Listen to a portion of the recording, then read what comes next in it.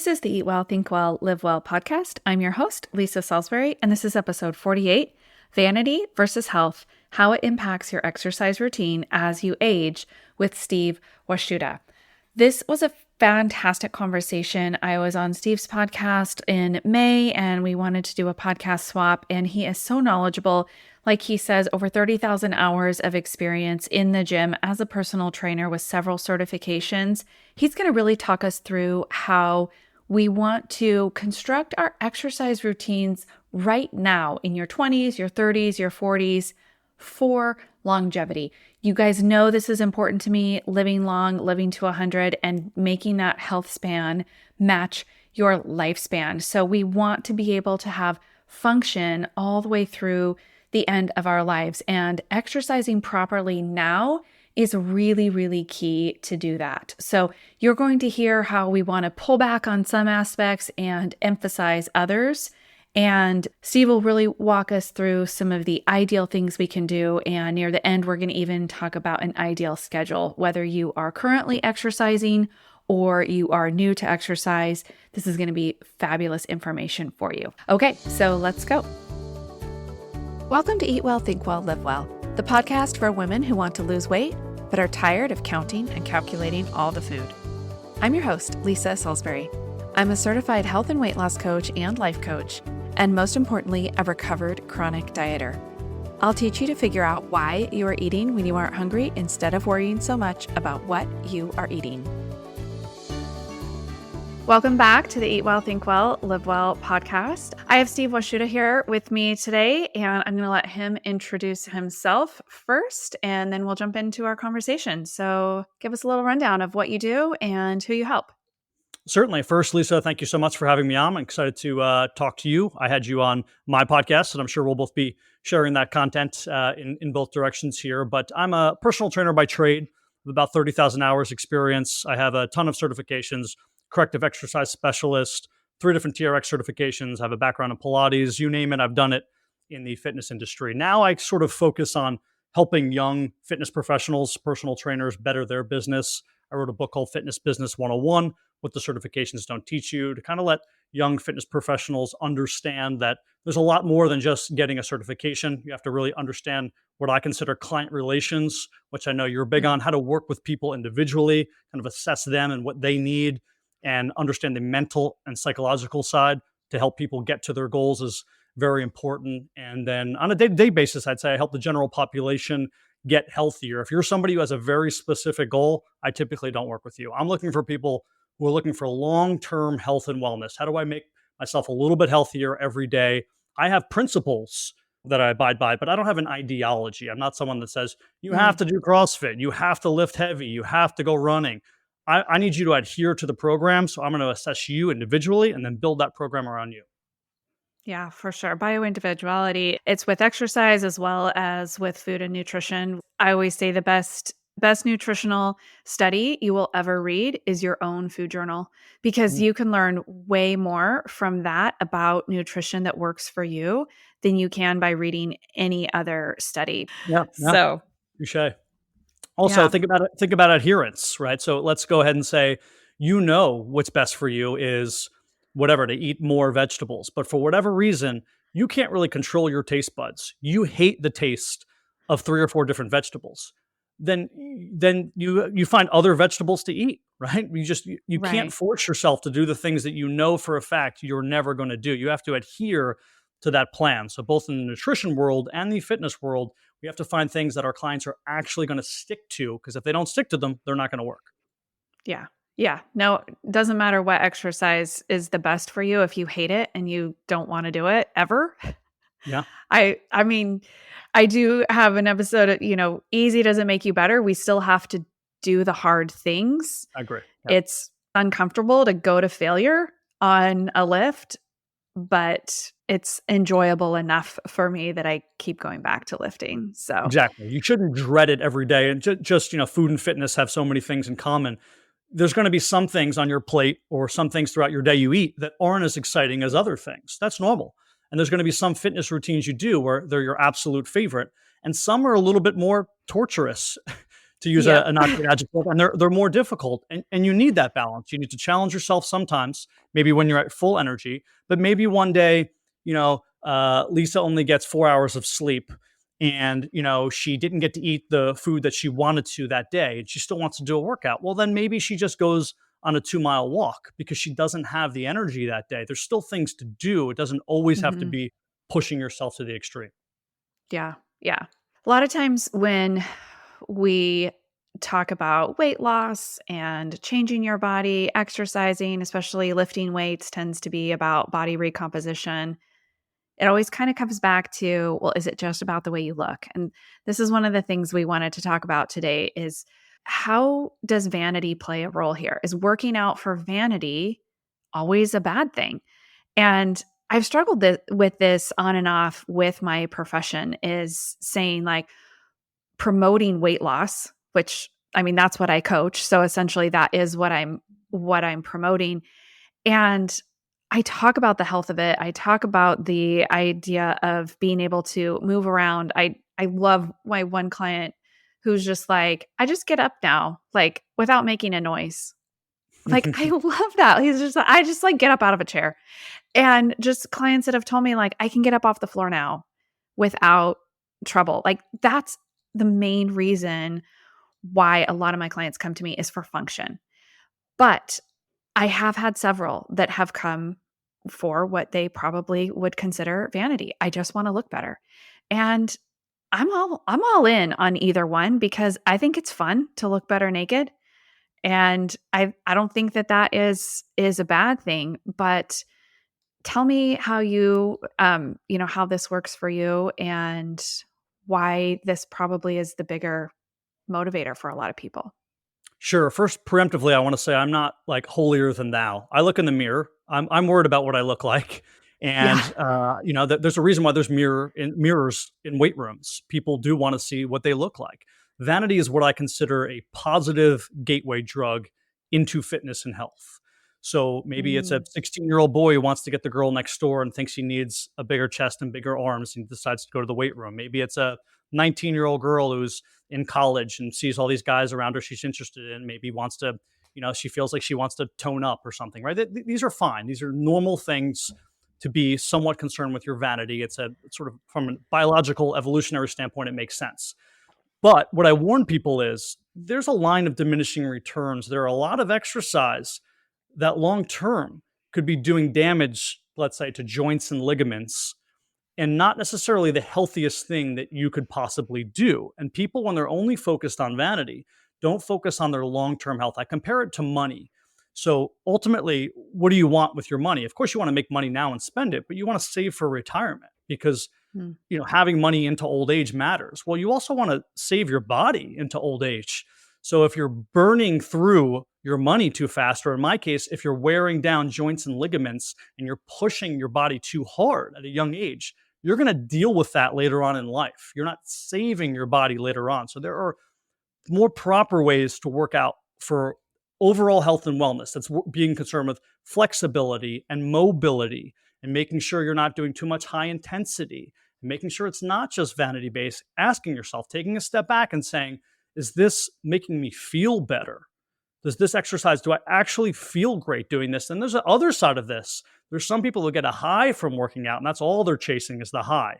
And they go, oh, I Mm. just ran 6 miles. I feel fantastic. Yeah, of course you do, right? Because we know all the things that are going on in the background between the cortisol and the dopamine, the endorphins. But that constant wear on the pavement, that pounding on your ankles and knees and hips, there's a line of diminishing returns where maybe if you were riding a recumbent bike, that's a bike where your feet are in and you're leaning up against the seat. Well, maybe that would have been a little bit easier for you as far as the wear on your joints. So I think it's just assessing. Again, you and I have talked about this beforehand, having a professional audit your program and saying, what is your ultimate goal?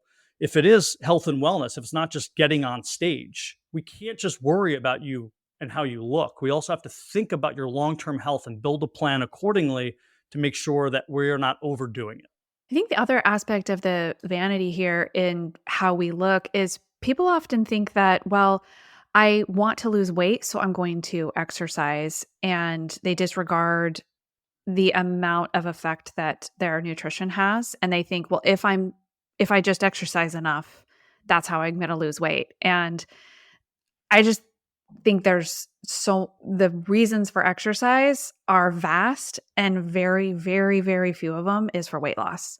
It's just not actually the most effective modality if your nutrition is not dialed in, right? Yeah, I agree. And some people will, especially you'll see those busy professionals who they think they could outwork their diet. So you're Mm. talking your very successful 9 to 5ers who, maybe they're well educated, they have a secondary degree, and they have the money to go, hire a personal trainer and do whatever. But they're eating very poorly because they're so busy. So the deal. They're starving by the time lunch comes around. They forgot to eat breakfast, so they eat whatever's in front of them, the closest fast food, and then they go, no big deal, because what I'm going to do is run 6 miles at the end of the day as fast as I can. And Mhm. they think they can outwork a bad diet. They think they can outwork, bad lifestyle habits, but ultimately you can't do that. And you have Mhm. to, again, take a step back and sort of audit your program and say, what's best for me long term? Because a lot of these things are not best long term, but they may work in the short term. And that's the problem with the vanity is you may do things in the gym that seem to be working for you at 24 and 25, but what is that doing to you at 45 and 55 and 65? I work with that population, the older senior population, and I see what they go through. And some of these things you have to explain to people, they're inevitable. You're going to face these things whether you want to or not. You're going to start having injuries. You're going to start having joint pain. And you want to kind of prepare for that moving forward by working out and eating in a proper manner. So just like you're saving your money for retirement, again, you're saving your body for old age. I love this conversation because my clients and my listeners probably know that one of my goals is to live to 100. And people think that's ridiculous. Like, how can you have that? You don't have control over that. But I'm like, but I'm going to do everything I can to do that. But it's not just the living, it's the making my health span match that lifespan. It's the continuing to be active, continuing to be able. And definitely what we're talking about here is the way I work out now has to match that. It has to allow for me to be able to do it long term. And I'm curious, I often say, as far as nutrition goes, if we can't eat like this for the rest of our lives, like then let's not do it. If I teach my clients how to eat in such a way that they want to eat that way very, very, very long term. So would that be the case with exercise as well? Or is there going to need to be more shifts with exercise as we get older? That's a great question. Yeah, I would say the latter. So it's just adapting your training style as you get older. And typically that could just be something as simple as less load. So load in my Mm. world is just weight.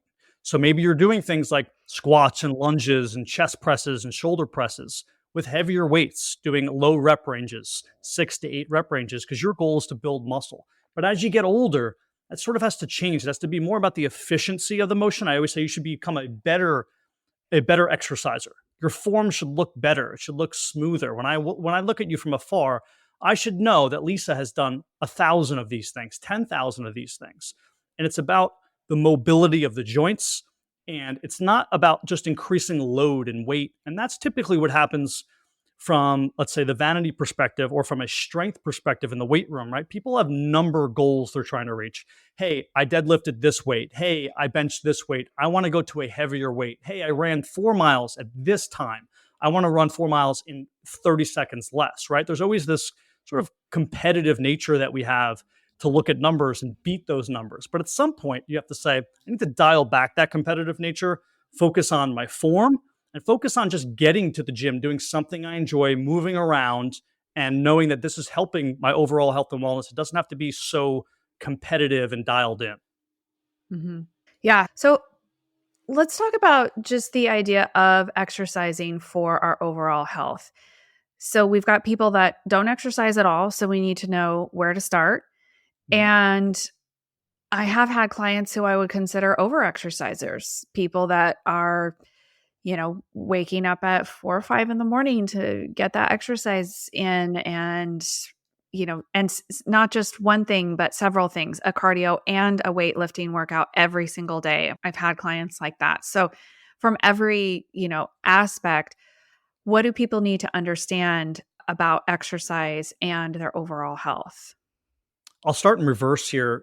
There's a big trend and push for, really challenging yourself, jumping in these cold ice baths, waking up at 4 a.m. and running 20 miles. You see that, a big sort of celebrity trainer, fitness guru is David Goggins. And he was basically this, someone who was extremely overweight, lost a ton of weight, became a Navy SEAL, and he's just a motivator, push it, push it, push it. What you don't hear is that David Goggins now has had knee replacements. He's probably on the verge of getting hip replacements, right? Because he pushed it too much. There's a point, again, a line of diminishing returns where our joints and our ligaments don't work the same way our muscles do, and they're going to wear out. And we have to take care of that. And we have to know that there's a point in which we have to dial it back. So I will say, if you're somebody who does thrive off that kind of, like we talked about, those 9 to 5 busy professionals who kind of love that stress, they love having deadlines and waking up and pushing themselves, you may need to dial it back. And again, hiring a professional to kind of audit your program may be the thing you need to do. And from the other side of the spectrum, the people who are not working out at all, but somehow convince themselves like, oh, I can just have a clean diet and not work out. Well, no, it's not just about fat loss and calories. It's about heart health.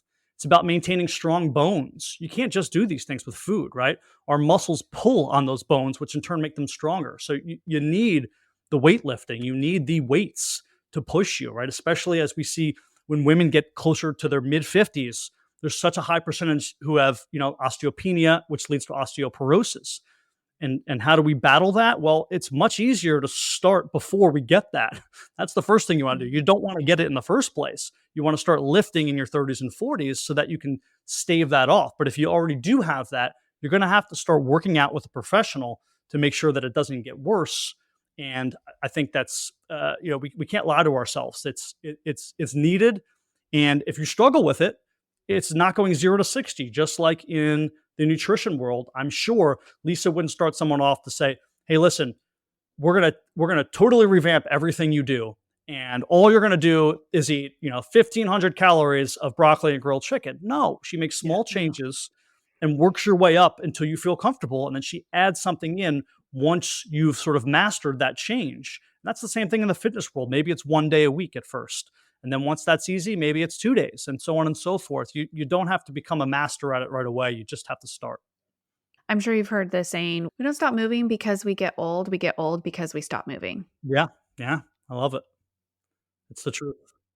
Yeah. It's just the idea that we only get old if we just stop moving our bodies around. And by getting old, I just mean just the idea of, sitting in our rocking chair and kind of giving up, sort of. And I just, you see the videos on Instagram of, this is my 91-year-old mom and look at what she can do. And I'm like, yeah, that's totally what I want. And my husband saw that and he's like, well, someone won the DNA lottery. And I'm like, yeah, that may be true, but she also still is in the gym and she's not lifting as heavy as I'm lifting right now, as she shouldn't be.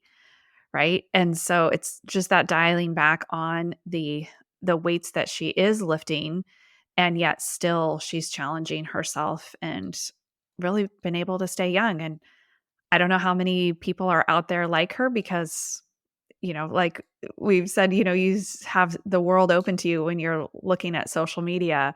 So there might not be anybody in your gym that's that age.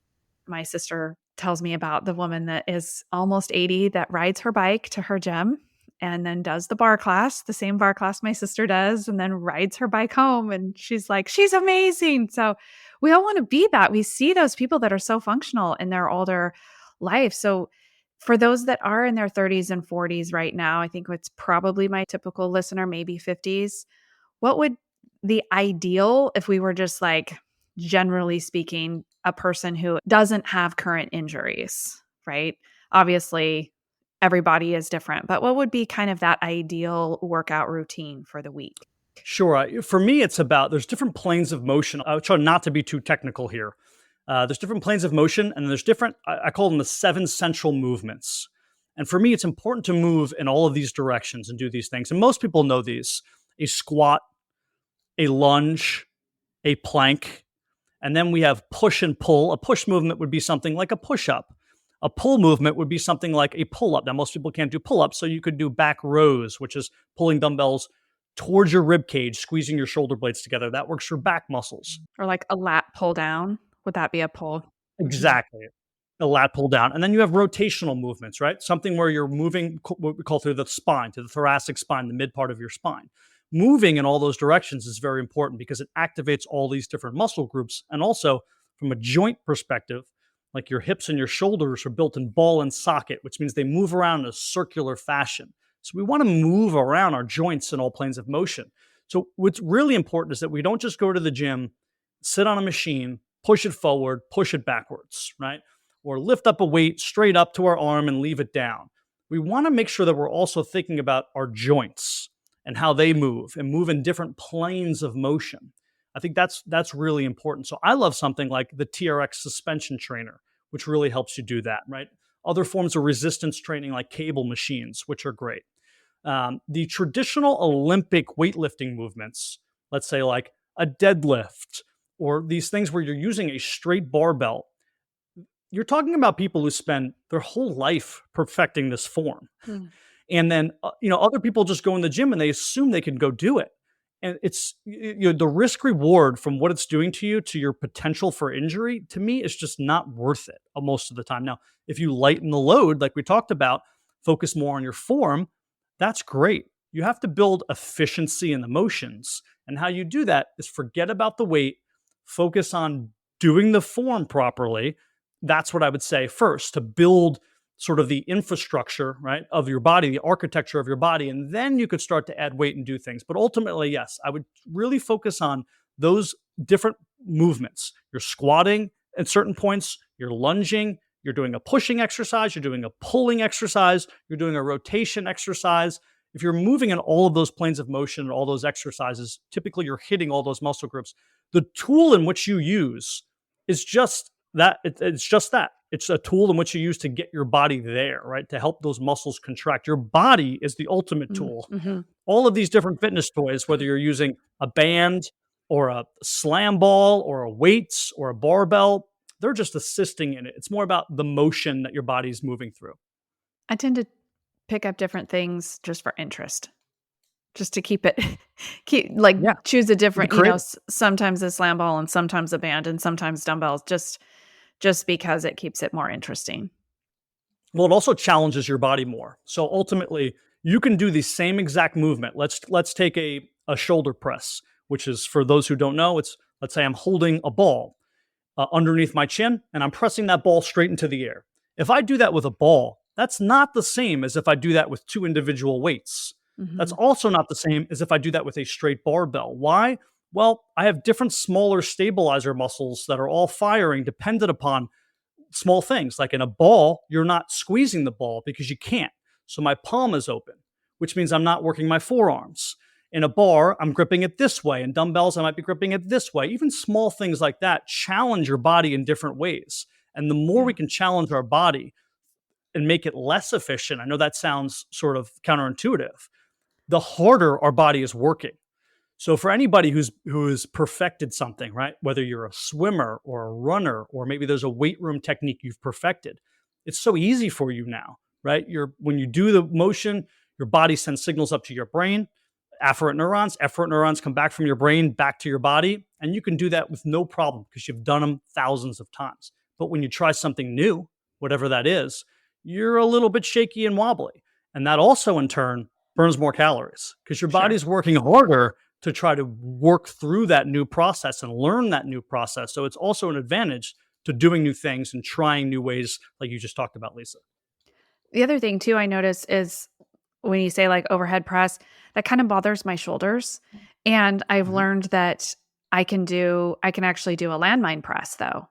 And so it's just like a slightly different bar path, a slightly different movement, but I'm still getting that overhead movement without it actually hurting the joint there. So just trying different ways to get those movements in is also really helpful. So We're mostly talking about resistance training here. So how many days a week do you like to see resistance training?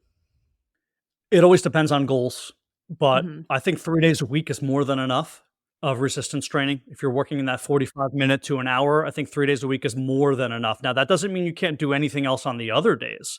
Right. In my opinion, you should be doing something 5 or 6 days a week, even if that's just, again, moving your body, going out for walks. The problem is the average person, right? This is not everybody. I work with individuals that, dependent upon their lifestyle, this could change, but most people, I wake up from bed, which I was just sleeping in 8 hours. Then I sit down on my breakfast nook and I eat breakfast. And then I go sit in my car. I drive to work for 30 minutes. Then I go sit down for 8 hours at work. Then I go back into my car and sit down. Then I go back home and sit down and eat dinner. Then I go on my couch and watch Netflix. Then I go back into bed.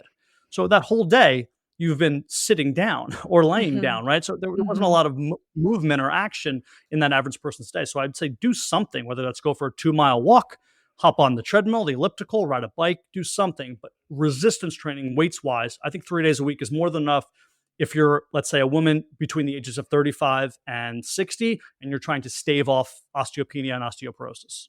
Yeah. So that's like for the health when we were, back to the beginning of vanity versus health, that's really going to be enough for both. Correct. Yeah. Yeah. So I find what works for me is a couple days of resistance training, a couple days of low intensity steady state cardio, which is like that walk. I do yoga occasionally, usually about once a week. And then I do a more high intense cardio. I have a stationary bike that I use. And so I personally like to change it all up. It's like sometimes high intense cardio, sometimes low, and then making the base the resistance training. Is that kind of like what you like to see with clients? Yeah, I mean, ultimately, like we've talked about before, it comes down in the beginning of the conversation, it comes down to adherence. So there might be some clients who say, I absolutely hate doing 7 different things. I just need 2. Okay, well, then I'll build you the program around 2 different things. What's best for your body? Yes. What Lisa's doing, best for your body. Ultimately, you want to challenge your body in different ways, not only from an energy perspective. So let's go ahead and say we use different energy systems dependent upon how hard we're working. So if I'm doing, let's say, Lisa's doing a shoulder press, although you shouldn't be doing them because they hurt your shoulder, I know. But let's say you're doing shoulder presses and you're doing heavy weights. For you, that might be 15-pound dumbbells. You can only get 6 of them up. You're using a different energy system, an ATP glycolysis system, over if you're going on a slow 20-minute mile and a half jog. That's a different energy system, right? So not only do we want to challenge ourselves by using different exercises, different weights, but the energy systems, meaning do we do low and slow, like you talked about? Do we do high intensity? Do I do heavy weights, low reps? All of these various things challenge our bodies in different ways, which ultimately is going to be better provided we're doing them safely. But I just want to go quickly back to that vanity aspect you mentioned. Would 3 days a week be enough from a vanity perspective as opposed to a health perspective? I think it would be way more advantageous from a health perspective. And I think Mhm. ultimately that's the problem, because with the vanity, you probably want to up that to 4 or 5 or 6 sometimes, especially because the best way for vanity is called muscle separation. So maybe I just focus on arms one day, and then I do core and back the next day, and then I do legs one day, right? I'm really focusing on just destroying, for lack of a better term, the muscle fibers Yeah. in one area and then letting them rebuild. But like we said, you know, that there's a line of diminishing returns. What is that doing to my joints long term? Mhm. And is this am I paying in the long run for this vanity based training? And I think that's something not in the 20s we have to worry about, but as you start to creep closer to 40 and beyond, that's not exactly the training style your body's built for at that point. And that's where adherence gets to be a real problem for me. Like I have zero desire to go in the gym and just work arms. I'm just like, no, no thanks. Yeah. I don't know. I love when I do resistance, I often do like full body, which is why I tend to just do 2 or 3 days a week. Yeah. But Well, we all yeah, love what we're good at too, right? There's a lot of people right. who will cling to some sort of fitness modality in which they're naturally better at. So whatever that is, if you have stronger legs, you're going to like leg exercises. If you're really fast and you have good, let's say, hand-eye coordination, maybe you like boxing, but you don't like to do traditional lifting, and that comes natural. And I think a good trainer will find ways to get the client to do things like we talked about, using tools, not tricks, but tools. I call them Mm. tricks, to make you think that you're not necessarily working arms, but you are actually hitting those arm muscles in different Mhm. ways. And I think that's a way around it for people who don't like those things. Hiring a good trainer who can trick you, or excuse me, use the tools to get you into that. Yeah, and, maybe for you too, that, group exercise is the thing that gets you to the gym. Right now, I work out in my garage, but I used to do a lot of group exercise, and I do miss that. I don't miss having to, like, fix my hair to go out in public, but I always look a fright when I'm out in the garage, but I think that there's a lot to be said for the aspect of being in a group and experiencing the same thing together and just the accountability that that provides. If, for example, hiring a one-on-one personal trainer for every single workout isn't in the cards for you, group exercise can be a good alternative to having some of that accountability. I couldn't agree more. It's very important. There's even things that are kind of in between what we consider group fitness and personal training, and that would be private group training. So Mm, maybe instead of there being, so typically in a group fitness class, for those who aren't familiar, there is a small chance you walk in and that trainer, that instructor does not speak to you at all, right? You're sitting in the yeah. back of the class, and then let's say it's a Zumba class, they're going, right? The music's on, and it's up to you to keep up. That is daunting for certain people, right? Especially if you're new to this. I get that. For some people, they love it. They love the thrill of that. I do personally. But for other people, there's that healthy medium where they do small private group training. So it might be 5 or 6 people instead of 20 or 25 people, and it's in between a charge of a group training charge and a personal training charge. So you're paying sort of maybe half a personal training, Mhm. and you're getting to know these other people who should be in your, let's call it, demographic. Typically in private group trainings, right, I would have maybe 4 or 5 women between the ages of 40 and 50 who all have a similar goal and they have similar fitness habits and lifestyle, right? I'm not going to take a 21-year-old gymnast and a 78-year-old who's in a wheelchair, right? That doesn't make sense for a private group training class. And that allows you to not only be accountable, you're even more accountable than in group fitness because there's only 4 or 5 of them. So if you don't show up, they're going to go, "Hey, Lisa, where were you on Tuesday? We missed you." And it also allows you to cut that cost in half. Yeah. That's funny because that's exactly what I'm doing with my clients right now is shifting from one-on-one to group coaching and to coaching in a group so that you're hearing other people get coached as well as supporting them and all working together for a similar goal. So, yeah, I love group coaching. So, Yeah, yeah, a lot of advantages. yeah. Okay, great. All right, well, why don't you tell people where they can find you online and what you can do for them? Sure. At Steve Washuta, Washuta on Instagram. All of my links are there. Also, you can go to Fitness Business 101. If you type that in anywhere on Google, you'll find me. I do help people. I do virtual personal training, again, only with people who are looking for overall health and wellness, no particular goals, because we're working virtually. So you Mm, can't necessarily be in the gym. You're going to be in your home using small toys and tools virtually through Zoom with me one on one. And then I have the Truly Fit podcast where we interview experts in fitness and health to expand your wisdom and wealth. We talk about everything from proper nutrition habits to diabetes to tips and tricks in the gym to see your abs. You name it, as long as it has to do with health and wellness, we discuss it. awesome. Well, of course, we'll put all those links in the show notes. And thanks again for your time and for being here with us today. Thanks, Lisa. Hey, thanks for listening today. If you're ready to get some personalized coaching from me, I'd encourage you to schedule a free strategy session. Visit www.wellwithlisa.as.me, or it's easier just to find that link in the show notes. We'll talk about where you currently are with your weight loss goals, and I'll give you some actionable tools you can start implementing right away. Before you go, make sure you subscribe to the podcast so you can receive new episodes right when they're released. And if you're learning something new and enjoying the podcast, I'd love for you to leave me a 5-star rating and a review. Thanks again for joining me, Lisa Salisbury, in this episode of Eat Well, Think Well, Live Well.